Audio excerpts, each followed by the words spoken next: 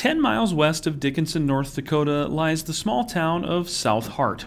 Population, roughly 400. And in that town is a school that serves students all the way from pre-K through their senior year. Whether those students want a quiet place to study, a new book recommendation, or just to enjoy story time, they can go to the library and find Jackie Walby. A mouse. You think it's going to be a mouse? What do you think? Walby is in her 27th year as an educator, but last summer she started her toughest test. Every year the FFA does a blood drive, and I've given every year, but I've always been weird with my iron, so sometimes I could give and sometimes I couldn't, and it was never a big deal to me.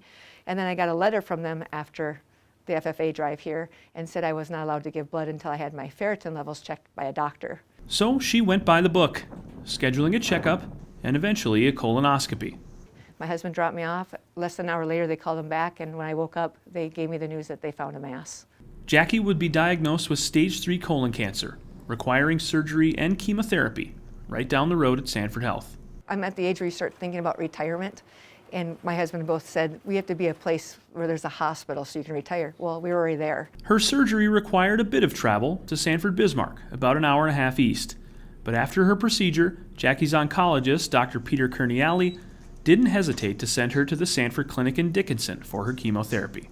To have this satellite location will certainly be helpful. For example, treatment that is every 2 weeks, like what Jackie is having, just to have it there, I think that helps a lot. That's cut down the travel hours, 2 or 3 hours every treatment days, for example. Jackie also says she feels cared for by Sanford nurses and doctors, no matter which location she's visiting. The nurses called me every day to calm me down and make sure I wasn't using Dr. Google and freaking myself out. I met Dr. Kerniali right after that. And I just really felt cared for right away. And then the nurses were unbelievable. Like I said, they must be really trained to sense someone's anxiety. They knew exactly what to say to calm me down. Like I said, they called me, they emailed me.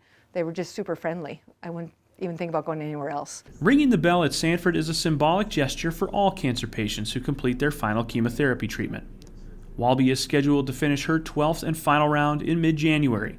And while she says her treatment has been a struggle, she does look forward to spending that moment with her husband Dan and turning the page. Right before number 8, I was struggling with thinking, I don't know if I can do this. It was so hard.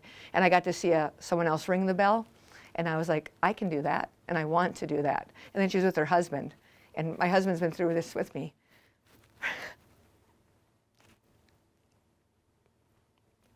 He deserves that too.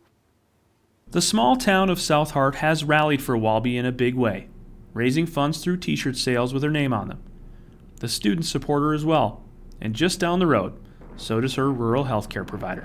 When the patient trusts the process, they trust pretty much their life, how to fight this deadly disease to us, and it's always an honor for us medical oncologists and all the oncology team to help them throughout this journey. Of all the things I've learned, there are good people in this world that do good things for people for no reason whatsoever.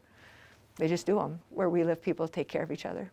In South Hart, North Dakota, Jason Anschutz, Sanford Health News.